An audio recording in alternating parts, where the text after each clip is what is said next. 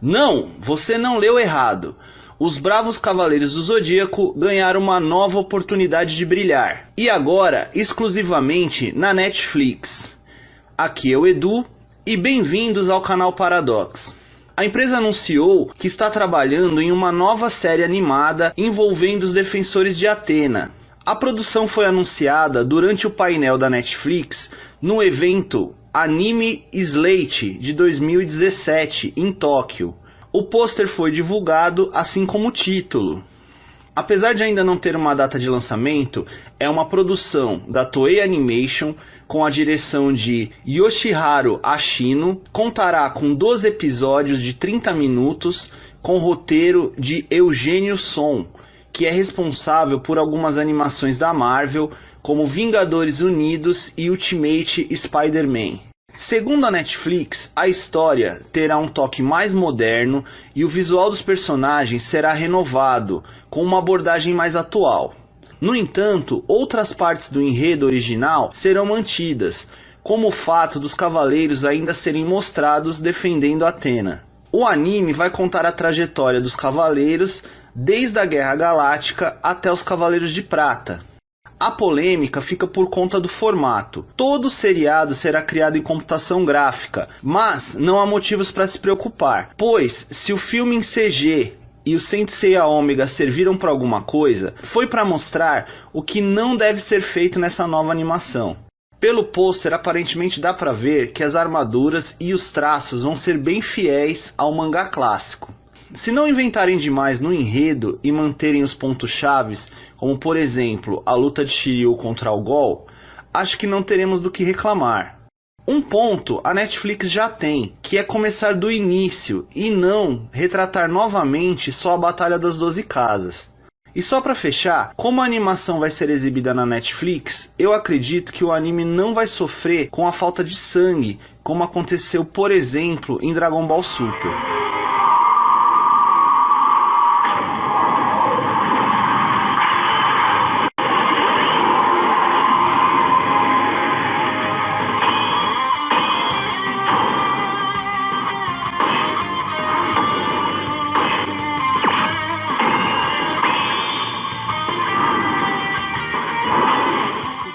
Mas enquanto essa nova animação de Cavaleiros do Zodíaco não chega, que tal relembrar o passado? Em 1994 chega ao Brasil Cavaleiros do Zodíaco, que no original chama-se Saint Seiya, que em uma tradução livre seria algo como Santa Flecha Estelar. Curiosamente, o nome dado à série no Brasil e em outros países como Espanha e França não faz referência aos protagonistas, mas sim aos seus principais adversários da primeira saga do anime, os Cavaleiros de Ouro. Shiryu é meu amigo. Não vou deixar que faça mal a ele. Você é o Cavaleiro de Ouro de Jamiel, Mu de Touro.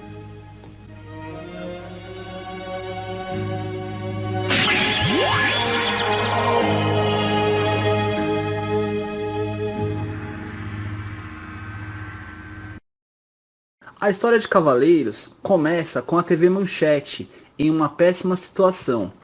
A emissora se encontrava com um índice de audiência muito baixo e sem dinheiro para renovar suas programações, até que um representante da distribuidora de brinquedos Santoy fez uma oferta irrecusável para a Rede Manchete. 52 episódios do desenho japonês que havia feito muito sucesso em meio à década de 80, totalmente grátis. Em troca, queria espaço nos intervalos da emissora para exibir programas de brinquedos da Santoy, que eram sobre o próprio anime. Bandai apresenta Os Cavaleiros do Zodíaco. Câncer são os guardiões do universo. Áries tem coragem para vencer. Sagitário são os seus heróis. Touro, os Cavaleiros do Zodíaco vêm com armaduras de metal. Exclusividade Bandai. Irrecusável, né? Então por que emissoras como a Globo e o SBT tinham recusado a mesma proposta? Qual o motivo? Provavelmente o trailer de 15 minutos que a Santoy trouxe para divulgar o anime. E é aí que entra Eduardo Miranda. o chefe de divisão de cinema da Manchete. Segundo palavras dele, o vídeo de 15 minutos tinha sangue, violência, tentativa de suicídio, um cara furando os olhos. Se apertasse a televisão era capaz de jorrar sangue. Mas com a crise que a Manchete enfrentava, Eduardo resolveu dar uma chance para o anime e pediu para assistir alguns episódios completos para analisar melhor, algo que nenhuma outra emissora havia feito antes. Depois de 3 dias, a Santoy enviou 5 capítulos do desenho para Miranda. Na hora, ele entendeu que o anime era muito mais do que aquelas cenas de violência que ele havia visto no trailer. E em 1º de setembro de 1994, Os Cavaleiros do Zodíaco foram pela primeira vez ao ar nas televisões brasileiras.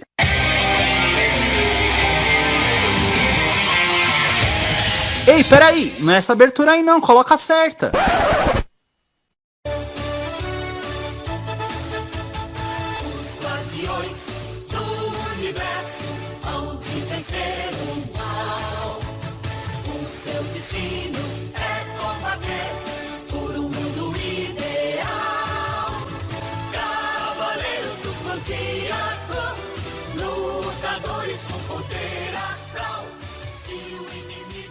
E essa é a história de como surgiu um dos maiores fenômenos de animação japonesa no Brasil e como ninguém estava preparado para ele. Peraí, então o que eu tô dizendo para vocês é que a Manchete ela não usou a abertura oficial. E quem é aquele cara que luta com Seiya na abertura? E aquela armadura nem é a mesma do começo do anime. Tinha erros de dublagem?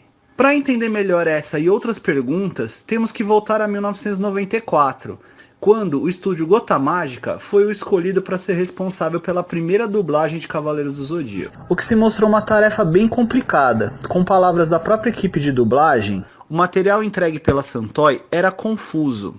Os roteiros eram em inglês e foram traduzidos para o português, mas o anime estava dublado em espanhol. E o que havia do áudio espanhol não batia com os roteiros em inglês.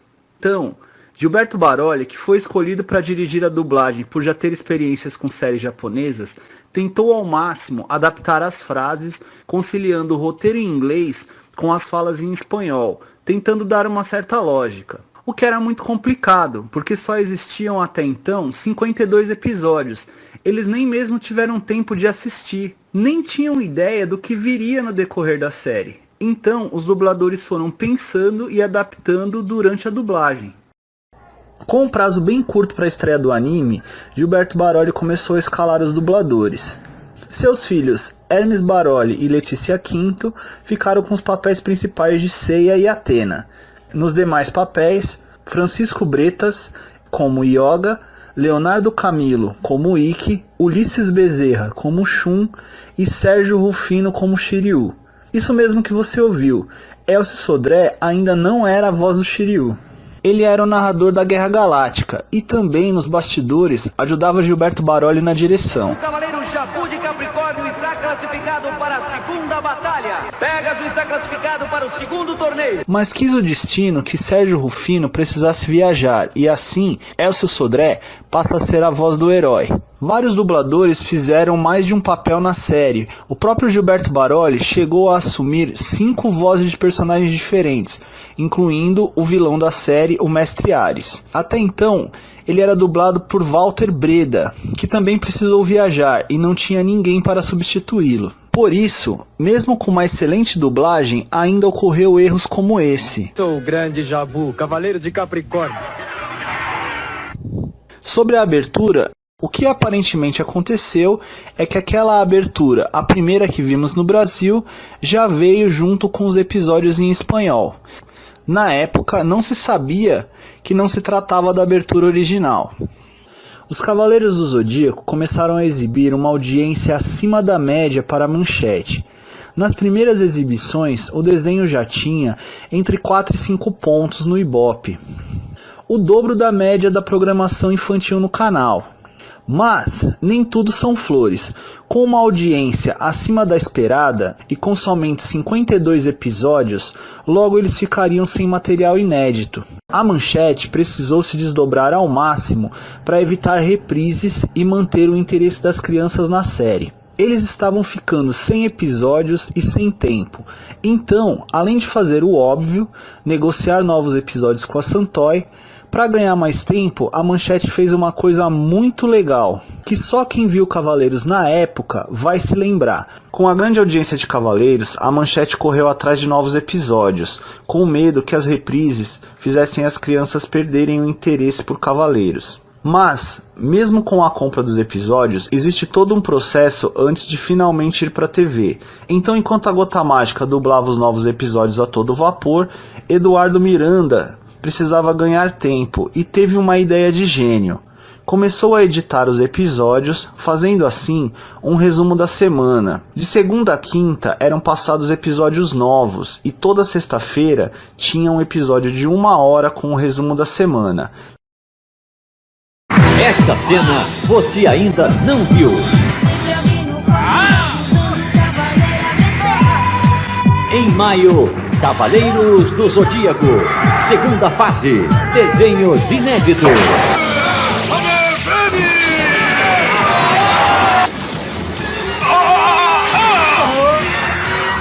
Cavaleiros do Zodíaco, segunda fase, a partir de 1º de maio, 6h30 da tarde aqui na Manchete. Com o anúncio da segunda fase dos episódios da Batalha das 12 Casas chegando na Manchete, Cavaleiros alcançou picos de 15 pontos no Ibope. O sucesso também veio para Santoy. Os bonecos de Cavaleiros começaram a ser vendidos apenas 11 dias após a estreia da série de TV. A ideia da empresa era vender entre 80 e 100 mil unidades até o Natal de 94. Porém, já no primeiro mês, tudo foi vendido. Sabe aquela listinha que todo mundo tem com as pessoas que tornaram a sua infância feliz? Então, anota mais um nome aí. Alberto Bitelli. Alberto Bitelli é o fundador da empresa AB Filmes. Observando a febre do anime no Brasil no final de 94, e já sabendo do sucesso em outros países como México e França, ele decidiu ir até a Toei com a ideia de comprar os direitos de Cavaleiros para lançar em VHS. Mas o que inviabilizava isso era que as locadoras de vídeo estavam em alta na época, e por isso era muito caro e arriscado investir na venda das fitas. Sendo assim, a Toei ofereceu os 4 filmes da série, Ares, Durval, Abel e Lúcifer, que foram logo aceitos. Em junho de 95, os 2 primeiros filmes foram lançados em VHS. Chegaram as novas aventuras dos Cavaleiros do Zodíaco. Longa-metragens para você entender a nossa verdadeira missão. Vamos usar todo o poder astral em defesa do bem, enfrentando inimigos mortais. Peça pro papai ou pra mamãe ir buscar na loja mais perto uma fita dos Cavaleiros do Zodíaco. E prepare-se para as maiores batalhas. Novas aventuras dos Cavaleiros do Zodíaco. Nem preciso dizer que foi um sucesso, né? E esse sucesso deu a coragem necessária para a AB Filmes dar o próximo passo. Então, aproveitando as férias escolares, o mês escolhido para lançar o longa foi o mês de julho. Imagina o hype. Nós já tínhamos os novos episódios de Cavaleiros voltando em maio, em junho os 2 primeiros filmes lançados em VHS e agora um filme nos cinemas. O terceiro filme de Cavaleiros, chamado no original algo como Saint Seiya, a lenda do jovem Escarlate, chegou aos cinemas brasileiros simplesmente com o nome Os Cavaleiros do Zodíaco, o filme. Era incrível tantas pessoas assim indo ao cinema ao mesmo tempo. Nunca algo igual tinha acontecido com um longa-metragem infantil. Após o sucesso nos cinemas, ainda faltava o último filme, que foi lançado direto para VHS em setembro de 95, intitulado A Batalha Final. Posteriormente, o filme também foi exibido pela Rede Manchete, em maio de 96, atingindo recordes de audiência, ficando no primeiro lugar do Ibope no horário. O período de maior sucesso de Cavaleiros foi entre 94 e 95, com picos de audiência principalmente no retorno de Cavaleiros com os novos episódios da segunda fase do anime. Praticamente nesse ano, Cavaleiros do Zodíaco, por assim dizer, levou a Manchete nas costas. Para vocês terem uma ideia, Cavaleiros do Zodíaco rivalizava de igual para igual com a programação da Rede Globo e do SBT. A estratégia era exibir Cavaleiros 2 vezes ao dia, pela manhã, às 10h30, no Duda Alegria, e às 18h30, no Clube da Criança. A estratégia estava realmente funcionando, fazendo Cavaleiros chegar ao primeiro lugar de Ibope no dia 1º de maio de 95, no dia em que iniciou a segunda fase dos Cavaleiros na Manchete. Você se lembra? O quê? Eu já disse que não fiz isso por você, Seiya. Despedaçaria meu coração vê-la sofrer. Eu não poderia aguentar. Ela é minha musa inspiradora. É engraçado descobrir que eu posso chorar. O último episódio da série clássica foi exibido no dia 17 de outubro de 1995. A partir daí, foram somente reprises. Em 96, com as reprises, o anime já apresentava um certo desgaste. Fazia muito sucesso sim, mas não igual a antes. A Manchete nessa época já solicitava a Eduardo Miranda que fosse atrás de um novo anime, o sucessor de Cavaleiros. Novos animes como Samurai Warriors e Shurato, que por sinal eu gosto bastante, tentaram, mas falharam na tentativa de ser, por assim dizer, o novo Cavaleiros do Zodíaco. O mais promissor foi Yu Yu Hakusho, que será tema de um dos nossos próximos vídeos. Mas nunca na história da Rede Manchete um anime fez tanto sucesso como o Cavaleiro fez. Em 1º de janeiro de 98, Cavaleiro termina em grande estilo com a exibição do 4º filme. E assim acaba a história de Cavaleiros do Zodíaco na Manchete. Por mais que as pessoas já não assistissem Cavaleiros tanto quanto antes, ninguém queria que o anime saísse do ar. Mas por que acabou assim? Na época, muitas revistas falavam da existência de uma outra saga, a saga de Hades. E tudo era reforçado por uma imagem dos Cavaleiros do Zodíaco com novas armaduras. Ao contrário do que todos acreditavam na época, não existia nenhum anime da saga de Hades. Todos os boatos sobre novos episódios inéditos não eram verdadeiros. Na época, só foi possível saber o desfecho final do anime quem tinha acesso aos mangás, o que era praticamente impossível na época. Você tinha? Eu também não. Por muito pouco, a saga de Hades não virou anime. Ela começou a ser produzida logo após o final da saga de Poseidon. Mas, aparentemente, no meio da produção, aconteceu um desentendimento entre Masami Kurumada, o detentor dos direitos dos personagens e criador da série, a editora Shueisha e a própria Toei. Eu queria muito ter acesso a esse material e ver como seria a saga de Hades se realmente tivesse sido finalizada naquela época. Dessa versão do anime, a única coisa existente é um CD lançado apenas no Japão que contém alguns diálogos dos personagens. O que mais impressionava era uma sequência dramática onde Ikki era obrigado a matar Shun, pois seu corpo estava sendo dominado por Hades.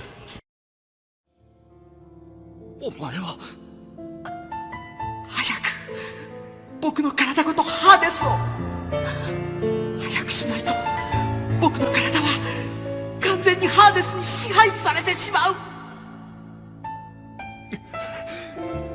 シーン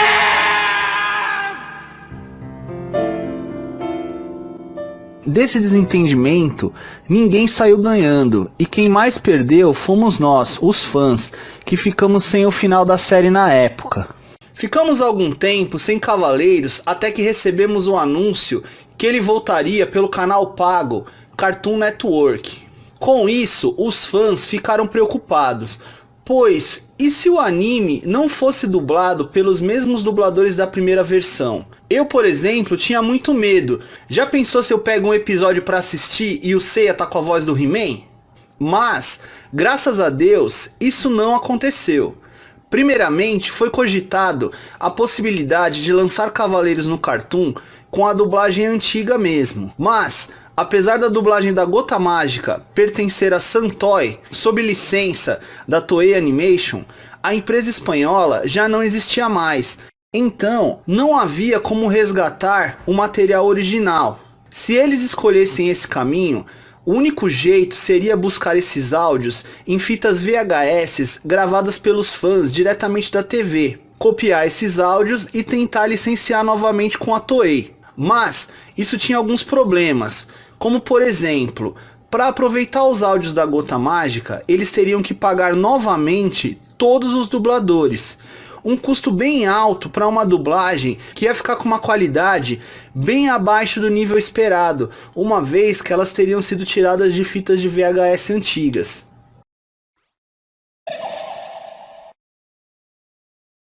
Sua presença. Como já sabem, cada cavaleiro já tem a sua designada constelação que o guia e uma armadura que o protege. Temos tantos cavaleiros quanto constelações que existem no céu. 20 no céu do norte e 47 no céu do sul, e mais 12 estrelas do meridiano que dividem a galáxia em duas partes iguais, num total de 88 estrelas. Acertou, miserável! Outro fator que impediu o uso da dublagem da Gota Mágica também eram os erros. Havia interesse na época de corrigir os erros da dublagem. Então, a Alamo, um dos melhores estúdios de dublagem de São Paulo na época, ficou com a responsabilidade da nova dublagem. Mas, como era sina de Cavaleiros, assim como na primeira dublagem, essa também teve problemas. E por muito pouco não ficamos sem as vozes de Jabu, Mu e Shiryu.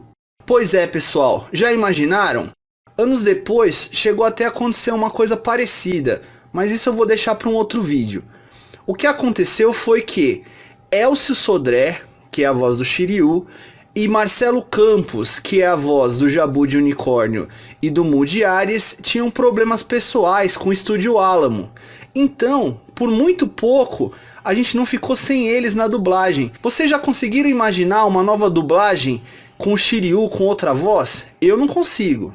Mas, graças ao clamor dos fãs, eles decidiram passar por cima desses problemas e gravar a voz dos seus personagens na Alamo mesmo. A dublagem começou no dia 19 de maio de 2003. Os diretores foram o Wendel Bezerra. Oi, eu sou o Goku. E o Wellington Lima. Foi nessa época também que a Alamo ganhou uma concessão da Toei para fazer uma versão em português da abertura Pegasus Fantasy e do encerramento Blue Forever, que foi gravado pelo até então vocalista do Angra, Edu Falassi. Para as sagas de Asgard e Poseidon, as músicas de abertura Soldier Dream e o encerramento Blue Dream foram cantadas por Tchê Leal. As gravações aconteceram só mais tarde, em dezembro do mesmo ano e em janeiro de 2004.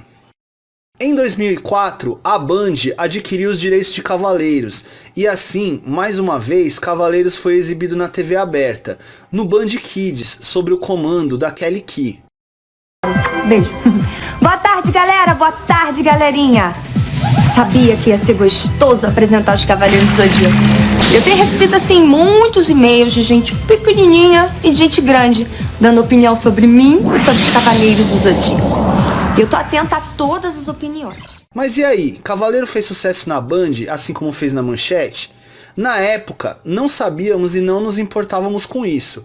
O que nos importava era sentar na frente da TV e assistir. Mas, a nível de informação, em 2010, foi publicado uma análise. Nela diz que o sucesso na Manchete, que chegou algumas vezes até a ultrapassar a própria Globo, não se repetiu na Band, que comercialmente falando foi um fracasso. A audiência era boa sim, mas não foi o suficiente para atrair anunciantes. Um fracasso comercial sim, mas um grande sucesso com a criançada. Acho que o grande erro da Band foi deixar Cavaleiros do Zodíaco em segundo plano, pois eles usavam um anime de escada para lançar a Kelly Key como apresentadora. Ao mesmo tempo que Cavaleiros voltava a ser exibido pelo Cartoon, do outro lado do mundo veio a informação de que Cavaleiros do Zodíaco tinha uma nova animação e que era a saga de Hades, tão desejada pelos fãs.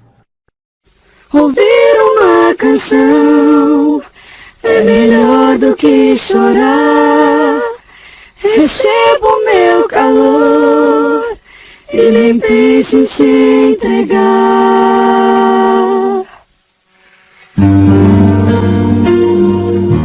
da saga de Hades ter seu início em 9 de novembro de 2002, aqui no Brasil, os fãs, em sua maioria, só foram saber da saga de Hades em 2003, quando os 3 episódios da saga de Hades, Santuário, já tinham sido lançadas. Pois é, pessoal, eu sei que isso não é necessariamente a história de Cavaleiros no Brasil, mas é que nessa época, com a chegada da internet, ninguém esperava mais o anime sair para TV aberta. Todos corriam na internet para baixar os episódios, assistir e se divertir. Poucos sabem, mas apesar de ser uma continuação, ela não é uma continuação direta da série clássica, muito menos uma versão fiel ao mangá. Querem exemplos para ficar mais claro? Então vamos lá. Shiryu não está cego no final da série clássica, mas na saga de Hades está. O ferimento no olho de Yoga é momentâneo na série clássica, já na saga de Hades ele continua com o olho ferido. No mangá, apenas Shiryu ajuda os Dourados durante a exclamação de Atena. Em Hades Santuário, Seiya, Shiryu, Yoga e Shun estão presentes. Só para fechar o assunto, precisamos falar do diretor Shigeyasu Yamauchi e da roteirista Michiko Yokochi, responsáveis pela direção e o roteiro da saga de Hades Santuário. Podemos dizer que esses dois são os principais responsáveis pela alta qualidade da adaptação dos 13 primeiros episódios. Então, com o hype criado, os fãs não aguentavam de expectativa pela continuação, o que nos deixou de certa forma desapontados, ao chegar com uma qualidade de animação muito inferior ao do seu predecessor. Mas o que houve? O que poderia ter causado a baixa de qualidade? Para entender a queda de qualidade, nós temos antes que entender o que ocorreu com outra animação de Cavaleiros do Zodíaco, o filme Prólogo do Céu. Em 2003 é iniciada a produção do filme Prólogo do Céu, ficando novamente a cargo do diretor Shigeyasu Yamauchi e da roteirista Michiko Yokochi. Nada mais óbvio, depois do brilhante trabalho feito na saga de Hades Santuário. Por algum motivo que eu não sei explicar muito bem, Kurumada e a Toei Animation acharam interessante lançar um filme que conta a história do que ocorreu após a saga de Hades, antes mesmo de terminar a saga, o que gerou alguns problemas. Por exemplo, o filme de cara dá 2 spoilers enormes do filme. A derrota de Hades, que é óbvia, mas ainda assim é um spoiler, e a segunda, que Seiya seria gravemente ferido pela espada de Hades. Outra coisa também que deu problema, por exemplo, é que eles não podiam usar as Kamuis, as vestimentas divinas que os cavaleiros usam na luta contra Hypnos e Thanatos e posteriormente contra Hades. Eles não podiam usar por 2 motivos. Elas ainda não tinham aparecido na animação da saga de Hades, que até então estava incompleta. E 2, por mais que os designs das Kamuis já existissem no mangá, quando são transportados para outra mídia, às vezes elas sofrem alterações. Como ainda estavam na fase de desenvolvimento, não existia uma versão do anime finalizada para poder aparecer no longa. O prazo muito curto para a finalização do longa também atrapalhou bastante, fazendo com que fosse, por exemplo, cortado animações, como a animação da luta de Yoga e Shiryu contra o Cavaleiro Celestial Odisseu. Apesar da animação primorosa, é notório para qualquer pessoa perceber que o filme tem problemas. O filme passa a sensação de inacabado, como quando se conta uma história pela metade, já que não vemos a luta de Seiya contra Apolo, no que deveria ser o ponto alto do filme, mas que ficou apenas como um gancho para uma possível continuação. Esse gancho é bem forçado, provavelmente feito para esconder a falta da animação da luta entre Seiya e Apolo. Como o filme não fez o sucesso esperado no Japão, para justificar o fracasso, cabeças precisavam rolar.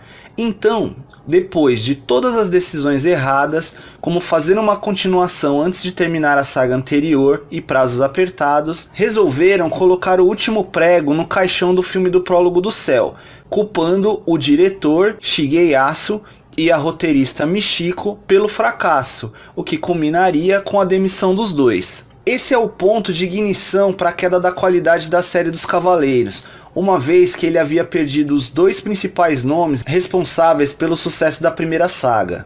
Se juntar isso ao fato de que a animação da Saga do Santuário e Prólogo do Céu tinham um custo muito alto, qualquer empresa depois de um fracasso acharia muito arriscado continuar a animação com o mesmo custo de produção.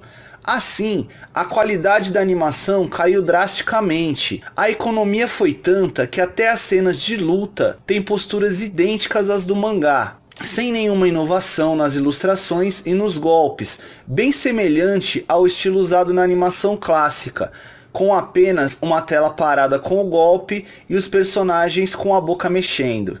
Foi nesse período também que houve uma mudança dos dubladores dos personagens principais de Cavaleiros no Japão. Não se sabe o motivo ao certo, se foi corte de custo ou se foi só mesmo capricho do autor. Bom, então para fechar o assunto, basicamente, a queda de qualidade da saga de Hades e Inferno nada mais é do que uma sucessão de decisões erradas por parte da Toei e do próprio Kurumada. Mas não para por aí. Com a finalização do arco da saga Inferno, a situação fica ainda mais crítica, com uma nova briga entre Kurumada e a Toei, que fez muitos fãs acreditarem que o terceiro arco da saga de Hades, a saga Elísios, nunca veria a luz do dia. Mas isso, pessoal, a gente deixa para a parte 7 dos vídeos de Cavaleiros. E se você gostou, deixa o like, se ainda não é inscrito, se inscreve e não deixa de ativar as notificações para não perder os próximos vídeos. Obrigado!